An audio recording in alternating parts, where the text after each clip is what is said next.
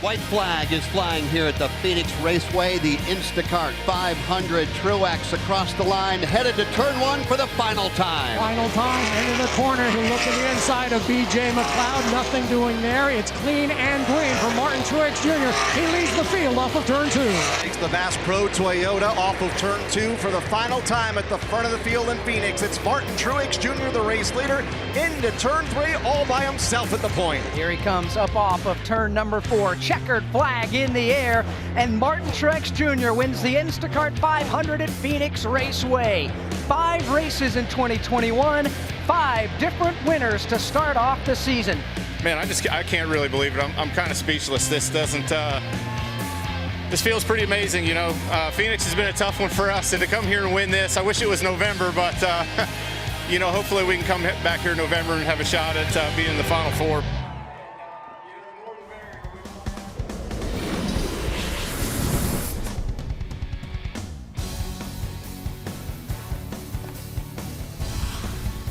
Hi, everyone. Welcome to NASCAR America Motormouths. Marty Snider, Nate Ryan, Jeff Burton, the mayor, joining you here from our brand new, very large set here at the NBC Sports Charlotte studios. Socially distanced, Nate and Jeff. We are. This is doing all right down there? Doing it's good. good, though. It's perfect, isn't it? I feel like this is the first time we've all been together in a long time. It probably is, actually, It is. Nate. I just taped a podcast with Jeff 2 days ago, and we weren't nearly this close. We were miles away. And the last time we did that was a year ago. That's right. Really? Yeah. A year ago, right before the pandemic hit, right? A year and 5 days and a pandemic ago. Yep. Well, I'm glad you kept track, Nate. Obviously, Martin Truex Jr., big win at Phoenix this past weekend. What I loved about your podcast, Nate, with Jeff, was how you broke down that last restart of that race. I was shocked. I don't know if you were at Phoenix earlier in the weekend, but I was shocked Joey Logano took the lower side and the inside lane on that final restart. Well, I wasn't shocked that he picked that lower line, because if you go back earlier in the race, every time he did it, it worked. And then if you go back, where he won Phoenix on a restart, he won it from the bottom, right? So everything in his brain is like, pick the bottom, pick the bottom. And all would have worked except for Martin Truex Jr. right here did an incredible job at the launch. When he launched with Joey Logano, now Joey Logano is in a no-win situation. The only thing he knows is the car's on the outside of him. So when he entered turn one, he was so low that it messed his complete entrance up. It messed his middle of the corner up, and that allowed Truex just to launch to the middle of the corner. So it wasn't, I think, that Joey Logano did anything wrong. It's just that Truex stepped up and took the race by getting a great launch. Something to consider when you enter turn one at Phoenix, right? And you're on the bottom of the racetrack, all the way on the apron. The car that's on the right of you, he's 10 car widths away from you. At least. And you cannot see him. Like, you don't know where he is. So the only thing you're hearing is outside, outside, outside. You don't know if he's on your door. You don't know if, now you would feel him if he was right there, but if he's a car width away, you don't know if he's a car width or 10 car widths. So when you position yourself back up on the racetrack, you're just guessing where that guy is. And so when Joey drove into turn one, he was guessing that Martin was lower on the racetrack. So if you go back and watch that restart versus all of the other ones, Joey entered the corner like already on the yellow line. Every other restart, he was able to get an arc and arc it into the corner and get to the yellow line much later. But that's not that Joey did anything wrong. It's that Martin did everything right and put Joey in a position where he just didn't know where Martin was. It's the only racetrack that happens. It's the only racetrack. Cutting that corner. Where they're that far apart, you mean. Cutting the apron, cutting that, making the track shorter, using the apron. Clearly, it gets you to turn one much quicker than that guy on the outside of you. But you don't know where he is. Yeah. And so in that case, it probably works. Again, he actually would have been better off to use all the racetrack and just go in there and take the outside lane. He did that. Did you see? Because he goes into one, Nate, and he kind of shoots up in the middle of the corner, and Truex comes down to him, and they kind of meet in the middle of 1 and 2. Yeah. See coming up right here. But watch right here. Watch Joey Logano. Watch. He's yellow line, yellow line, yellow line, yellow line. That's the closest he was ever to the yellow line entering turn one. And I don't think, Jeff, that he thought Truex was going to stay with him that much. And that's why he wasn't beating himself up about it or second-guessing himself afterward. Like you said, Marty, I mean, Joey Logano took the inside all the way through. Jeff and I were just talking on the NASCAR NBC podcast. A year ago, Joey Logano won this same race by taking the inside. So why would he have any doubts that, hey, every time I've taken the inside, I lead until this final restart for the win at Phoenix this past Sunday, where Martin Truex Jr. he's probably underrated, I think, as a restarter in the Cup Series. I mean, Logano said that Truex probably had the fastest car, but I think also he gave him a lot of credit as a driver. And to your point, Jeff, I mean, this isn't possible until a couple of years ago when Phoenix switches the configuration around. Well, the configuration's the same, but switches the finish line to the backstretch, essentially. And now that dog leg, which used to be turn 3, is now turn 1. And I mean, a lot of people, I'm sure, are watching this for November 7th, 2021, when NASCAR returns for the title race on NBC, right? So, Mayor, of this sample set, what do we take away and say this is what's going to happen in November? Well, go back to Saturday's race. Okay, on Saturday's race, Justin Allgaier jumped up on the outside of Cindric. What did Cindric do? He used the whole outside. Yeah. He just went up there, said, no, that's not going to happen. He just went up there and moved, essentially just completely moved Allgaier out of the way. So to me, that's kind of your recipe. Like if you're going to pick the bottom and you don't get a great launch, you and your spotter need to have this cleared up before the last restart. Look, if he's calling guy outside, and the championship on the line, you don't enter the corner on the bottom. You enter the corner on the top. And whatever happens to the guy on the outside of him, that's what happens. Now, that also can get you in a fight. Wait, there was a fight Sunday at Phoenix.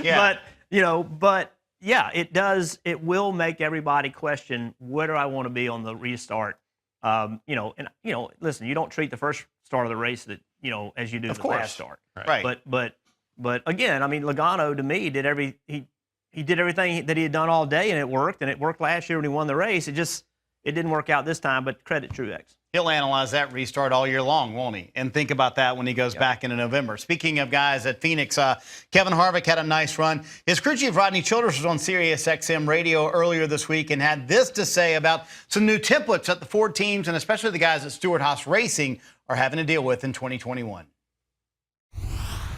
It's just part of the rules changing, and we call it the comms.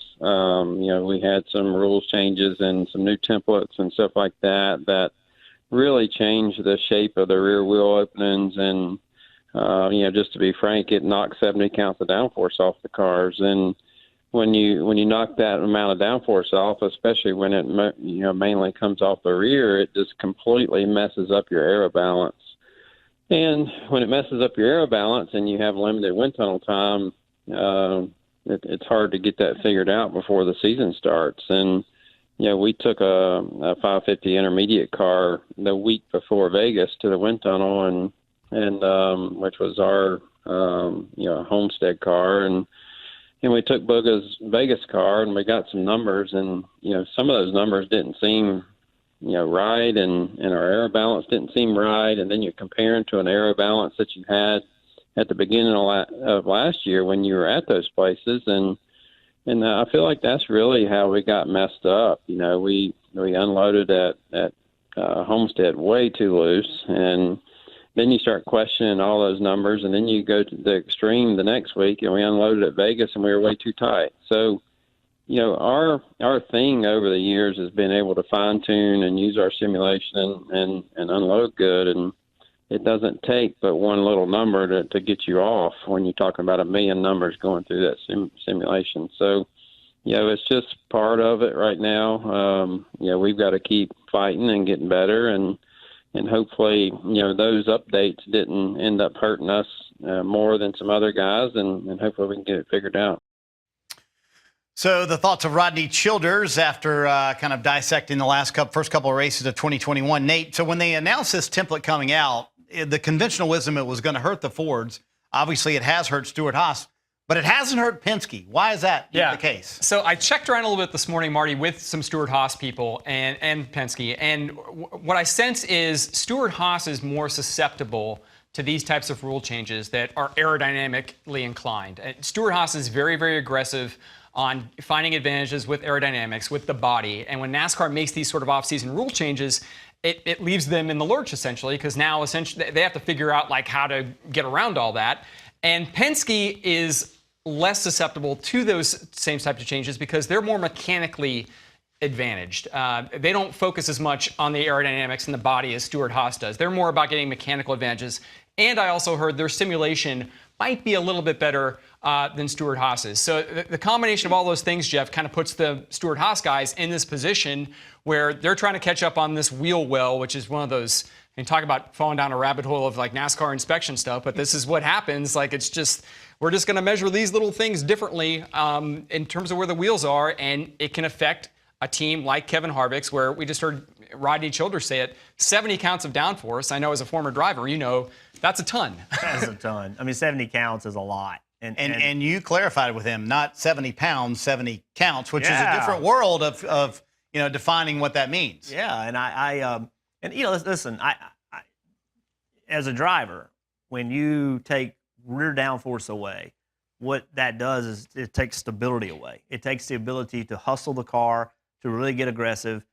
There will always be this fight about how much front downforce versus rear downforce, and certainly with the 1.5 mile, 550 horsepower package, it's probably something different than what you want with the higher horsepower, high downforce. But when you start taking rear downforce away, think about this, and you have a formula that you want. So you want X amount of percent of rear downforce for X amount of percent of front downforce. If you lose the rear, the only way to get that percentage back is to take it away from the front. Well, that's not the right way, right? The only thing you're doing is taking downforce away, taking away, taking away. That's not the pathway to success. And by the way, before all the downforce police start calling in, it was like that in 1994 when I ran for Rookie of the Year. Okay, downforce mattered then too. And it matters now. 12 inches of spoiler at a time. Yeah. So before we get, well, it didn't used to be like that. Yes, it did. So the bottom line is that if what Rodney is saying is correct, they've lost that much downforce, then every bit of effort they're putting in right now is to gain that downforce back, because you will not gain that back any other way than gaining it back. You can make it better, but you're not going to just mysteriously gain enough mechanical grip to make up for that much downforce loss. And to do it means you're going to have to change your whole package. Like, everything's got to change. And so I can promise you they are working hard to find out how to get that rear downforce back. And that becomes very challenging because we all know they have limited amount of downforce, limited amount of wind tunnel time. Right, sure. Mm-hmm. So which brings up a terrific point, because that's the one thing I wanted to get to, Nate, is that obviously there's a risk versus reward here, right? How much time do you spend on the 2021 car trying to make it better versus saying, you know what, forget it, let's worry about 2022 and the brand new car and be good for the next few years? I mean, that's where the clock is ticking, Marty, this season in a way that's very, very different from other seasons, where I think that if this car was going to remain static into 2022, then I think the team might say, okay, you know, if it's going to take us the bulk of the year, maybe we can wait all the way up until the playoffs, until September, to get this right. Then if we get it right, we know it might still be okay then for 2022. Now, you know, before NASCAR postponed the next-gen car to 2022, early part, pre-pandemic discussions in 2020, the first 5 races, there was this debate over how much do teams focus on the car this year and then punt and look toward next year. And the conventional wisdom last year, before the car got delayed a year, was probably till about August, till about, you know, late July, August. That's when you know where you're going to be positioned in terms of the playoffs. And I think, like, at that point, if you know you're not going to be a playoff team, then I think you start looking toward 2022, Jeff, and looking at that next gen car. And so the clock's ticking a little bit here. And obviously for Stewart-Haas Racing, Harvick, you know, is not having a Kevin Harvick type year. I mean, he's going to be okay, I think, in terms of making the playoffs. But you look where Almirola is, and Cole Custer, and the rookie Chase Briscoe. Probably some concern. Not panic button yet, but surely, you know, they've got to, you know, they're working against the clock a little bit here over the next couple months. Yeah, they haven't hit the panic button yet, but they're looking for it. Yeah. You know, not with Harvick, not with Harvick and not with that team. Right. But with Almirola. With the other teams, like, I mean, you look at the hole they've dug, right, and what they got to do to make the playoffs. Like, they're kind of, I hate to say they're a must-win, but they've got to certainly improve a lot if they're going to make the playoffs. And how does that affect Kevin Harvick? Well, that affects Kevin Harvick because if you got 4 teams and one is going to be in the playoffs and the other 3 aren't, what are the other 3 going to want to be working on? They're going to be working on next year. Right. And Harvick's going to be saying, well, we need to win this championship this year. And if you compare that to, just hypothetically, Penske has 2 or 3 cars in the playoffs, they're going to have to focus on this year. right? So when we talk about teammates and we talk about they help you, they also can hurt you. And if everybody's not working on the same thing, and ultimately that will come to for everybody, for every team, ultimately that's going to happen. That can be detrimental to the team that is still in the playoffs trying to make something happen. Well, and let's be honest here, too. I mean, Harvick's not going to drive for another 10 years. He doesn't have a year to waste either in a championship effort. And you've got to strike while the iron's hot. It's winning time now. Well, correct. And so then if I am filling out my fantasy lineup like you did so excellently this weekend at Phoenix, Harvick is my number one pick at Atlanta. Do I now leave him off after this discussion that we've just had? I'll tell you what, I got some bad insider info prior to Homestead Miami Speedway. And I had Kevin Harvick. And you didn't call your friends. Yeah. Or actually, it wasn't Homestead. It was Las Vegas. Okay. Because Harvick, ran top 10 at Homestead, but not great. But everybody thought, well, Las Vegas, surely he's lights out there. So I had him winning the race. I had him top 4. Okay. You got and he finished 20th. Yeah. Really bad information. Yeah. Well, okay. I seriously heard from somebody at another team who said, watch out for the Stewart-Haas Racing Fords at Las Vegas. They're going to be strong. Not so much. So I'm still going to pick, I think, Harvick to win Atlanta, but I'm going to be a little bit less confident. And I love this discussion, by the way, in your podcast with Jeff. You think Harvick's still the best at Atlanta? Oh, yeah. Yeah. Oh, listen, there's no question. If Harvick's equipment is as good as somebody else's, he's going to beat them. It's just that simple. Is there some secret sauce to what he does at Atlanta or what? Yeah, I was his teammate, and I know what is it? Well, so today they can look at his data, right? Yeah, right. They can literally look and see how he's driving his car, but nobody can do it like him. Yeah. Right? I mean, they just can't. And Kevin's strength at Atlanta is that he is so precise. And for those that haven't driven a race car, the advantage in being precise is that if you enter Atlanta and you're going 1 mile an hour too fast, now think about that. If you're going 1 mile an hour too fast and you miss where your left front tire is supposed to be by that much, that's 0.2 of a second in 1 and 2. And that's how precise you have to be at Atlanta. And Harvick is so good at understanding what his car needs to do, not just at Atlanta, everywhere.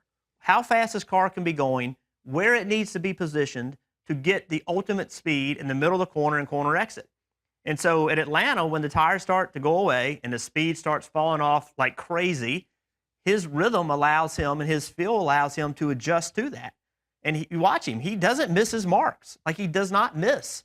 And there's no one else that does that as well as he does. And that's why places, anytime you go anywhere that the tires are going to fall off a mile and precision matters, Kevin Harvick, that's my guy. I'm going to put him in my fantasy league time every single time because that's where he's so good. I wrote the word discipline because he runs the bottom and everybody else is way up there in the wall. Here's Harvick all the way. He was below the white line at Atlanta sometimes. And he's won 2 of the last 3 races there, but look at the other 4 or 5 races before that. He led the most laps almost every time. I mean, he has been the driver to beat by far. Maybe more so than any other track.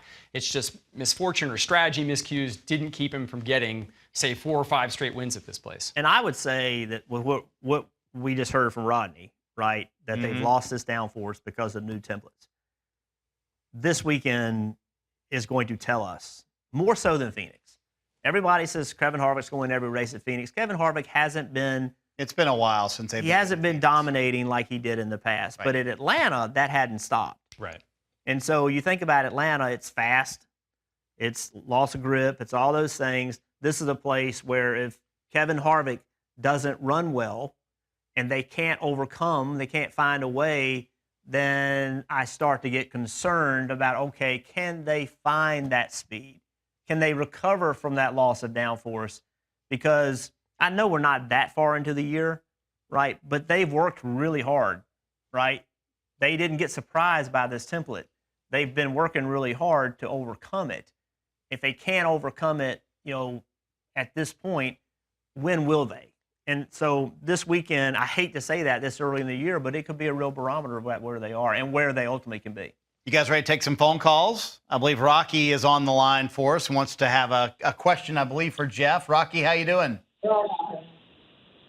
What's up, guys? Listen, this is Rocky T calling from Memphis. Hope y'all doing great. Man, I love your set, all right? But here's my question, and I sure hate to break up your 8-minute love affair with Kevin Harvick, okay? But let's get to something else here, all right? I want to know who's going to win in Atlanta, and I want each one of y'all to tell me who it is and why. And let's talk about somebody else than the number 4, okay? Well, hold on a minute. You can't call into the show. You can't call. Yeah, Rocky, come on now. You can't call into the show and say who's going to win in Atlanta, but you can't pick Harvick. Like, that doesn't work, man. Because Jeff just picked Harvick to win Atlanta, Rocky. Come on, get with it. Pay attention to the show. Talked about him for 8 minutes. Seriously, guys, let me know what y'all think. Give me some thoughts here. I'd love to hear because I've missed hearing y'all, man. So I'm going to hang up and listen. We know who Jeff's picking. Who are you picking, Nate? I mean, I can't lie, Rocky T. I just said I was going to pick Harvick. I mean, I can pick somebody else, Rocky T, and tell you that I might pick, I don't know, Kyle Larson because he won at Vegas, and I think he's really good at this type of racetrack. But Harvick's still in my fantasy lineup as the winner. All right, so you don't get to pick Harvick. You don't get to pick Harvick. So who are you going to pick? You said Larson. Larson be That's mine. a good pick. Yeah. Well, Kyle Busch is next on my list to talk about, but I don't think I want to pick Kyle Busch this weekend. I would not go that direction. How about Denny Hamlin? There you go. There you go, Rocky. I picked Denny Hamlin. Hope you're happy. Mike has a thought for us. Mike, how you doing this afternoon? Good. How you guys doing? Good, bud. Good. What's going on? So I think we have another exciting race this weekend at Sebring, and I want to know what you guys think about Jimmy if he will succeed in sports car racing. Nate and I have been all over the IMSA front this weekend. I'll be in Sebring. Nate tells me he would like to be there with me hanging out, but maybe someday. Not going to be there this weekend. What do you think about Jimmy and his sports car foray, now officially running all the endurance races? I think the team is outstanding, and then their podium finish at Daytona was very impressive to me because they got down a couple of times and rallied back each time. Yeah, and they finished second in the Rolex 24, like you mentioned, Marty, and the finishing driver in that race was Kamui Kobayashi, who really is their ace in the hole. I mean, he's a sports car cheat code. He's unbelievable behind the wheel. And Kamui said toward the end of that race, he felt as if Jimmy's speed was getting into that winning bracket. Like, he was impressed by the development of Jimmy. Of course, Simon Pagenaud, the other driver in that car for Sebring, he's terrific, former IndyCar champion, former American Le Mans champion. But it was interesting to me, Kamui also said that where the team was lacking was the pit crew. And so... Which is a Hendrick Motorsports pit crew. Well, hold on a minute. A driver complaining about a pit crew? I don't Imagine that. Hey, no, shocker, right? Shocker. That. Never done that, have you? Not even a NASCAR driver, a former F1 driver and sports car driver in this case, Jeff.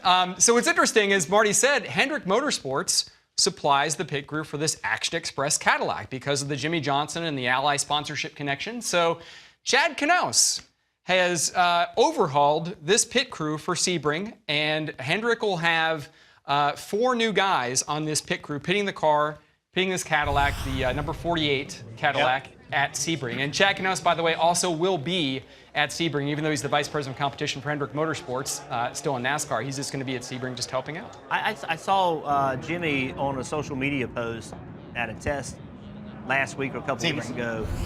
He made reference, hey, my speed's a lot better. Like, he made reference to that. And it is. And so, I mean, that's obviously Jimmy Johnson doesn't, he doesn't toot his own horn, right? That's not Jimmy Johnson. For him to come out and say, hey, my speed's better, that tells me that, that he's improved. But he's still, when you go from driving these heavy cars that don't stop and they don't make grip and they slide around into that, that's a major transition. And how quickly can Jimmy make that? Ask Chase Elliott how. We know he's worked at it. Oh, yeah. Oh, my goodness. He's worked at everything he's done. Hard. Yes. Are you surprised, Nate, by how much Chad Knaus has really thrown himself at this IMSA? I don't want to call it a project because Jimmy's involved and it's very important to Mr. Hendrick. But, I mean, I tell you, I mean, he told me before the 24, I'm staying up all 24 hours. Right, I am in. Right. And he's coming to Sebring again. I mean, he is all in on making this IMSA program work and making it be successful for Jimmy. Well, look, I think we all know Chad Knaus is never going to retire from racing in any way, shape, or form. I mean, he is a lifer. But essentially, with him stepping out of the crew chief role in NASCAR after last season for the first time in, 2 decades, he's kind of in the same place that Jimmy is, where, Jimmy has stepped away from NASCAR full-time. He's going into IndyCar for the next 2 seasons, running 13 races each year, running the road courses. He's running IMSA. And much like I think Jimmy views this as sort of like not a retirement plan, but a chance to kind of bucket list things he always wanted to do in racing. I think it's the same for Chad with sports cars. I mean, you know as well as anybody, he's a racer. He just wants to be around race cars and doesn't care if it's stock cars, Indy cars, or sports cars in this case. Well, I don't know if I'm a skeptic or suspect. What are they learning that's helping their Cup program? Well, I think on the pit crew side, the one lug nut thing helps them. I think that's big. So I'm not. There's a reason. I mean, he's not doing it to be a nice guy to There's an ulterior motive. And good for them. Yeah, like, I applaud that effort. To have the foresight to say, hey, here's an opportunity. Yeah, so there's some business reasons to doing it. There's some competition reasons for doing it. But I can promise you, at the end of the day, I don't think Rick Hendrick is sitting there saying, hey, man, Chad, go to Sebring, have a good time, drink some wine. You know, No, there's a reason that Chad Canals is there. And it's more than just because he and Jimmy are buddies. I can assure you. And word is the next gen car is very much like a sports car. Oh, Beyond just the one lug nut. Oh, yeah, no, there's a lot to it. There might be some things they could learn. Suspension, the steering, everything, there's a lot to it that you can learn, and I think it could give them an advantage, no doubt about it. Speaking of a guy who spent some time in a sports car last year, getting ready for the next gen car, that would be Kyle Busch. The proverbial sports talk NASCAR question of the week is, are you worried about Kyle Busch yet? And I don't know if the answer is yes or not.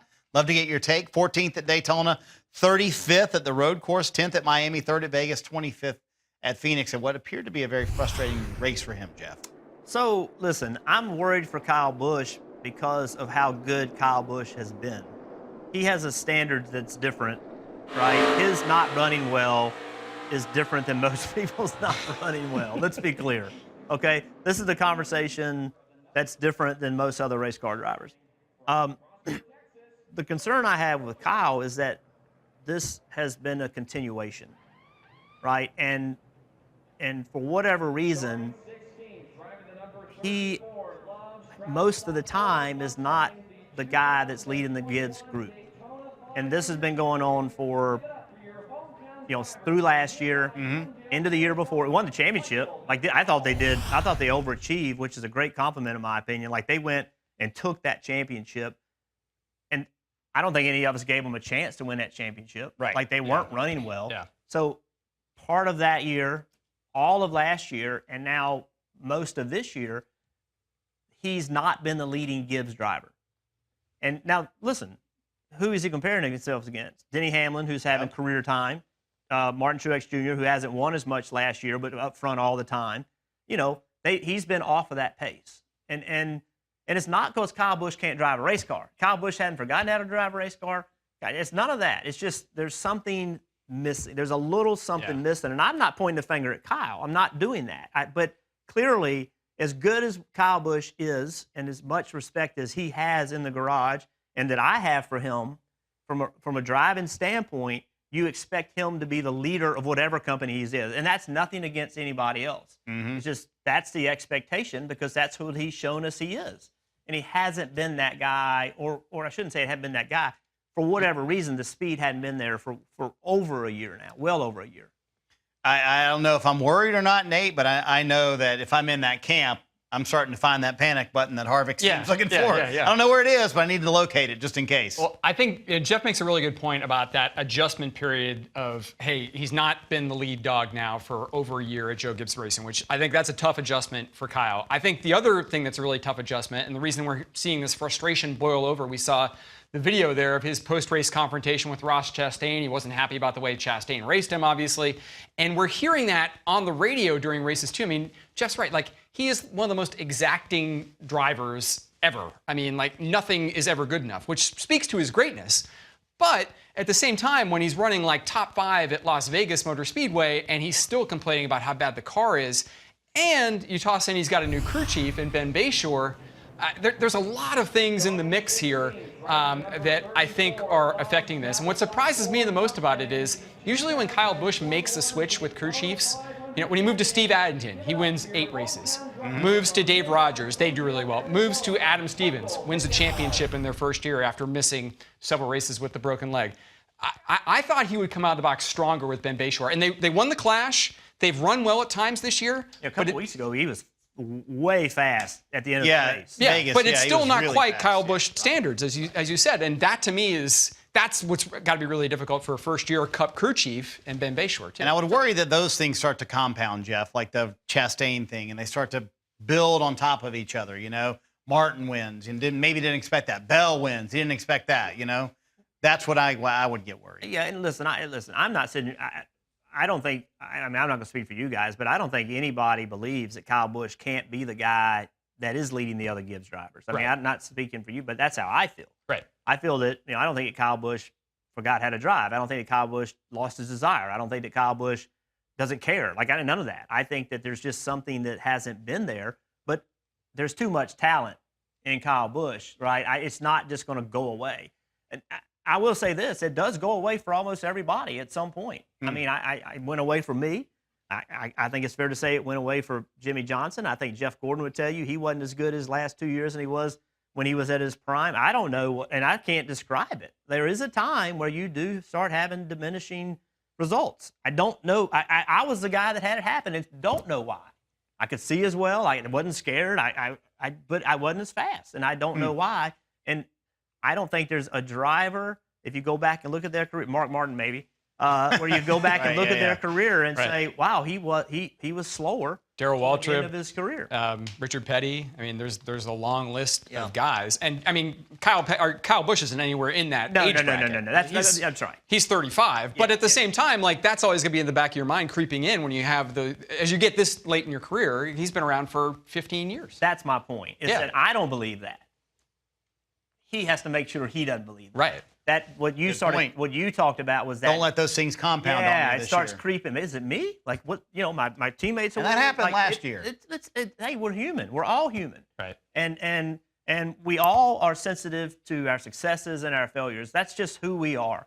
And it's hard for that not to creep in. But I don't believe for a minute that Kyle Busch can't win races, can't win a championship, can't be the fastest driver at Joe Gibbs Racing. I think it's all there. They just got to find whatever it is to make that happen. But I think it's doable. You know what? Rocky T might have been right. We spent a lot of time on Harvick, and we are out of time, unfortunately. We didn't get the COVID-sniffing dogs. I'm so upset. Husband and wife race team. Husband and wife race team. Maybe we'll get to that, at a future date. So thank you guys for joining us. Thank you guys for joining us as well. We'll see you soon for another edition of NASCAR America Motormouths.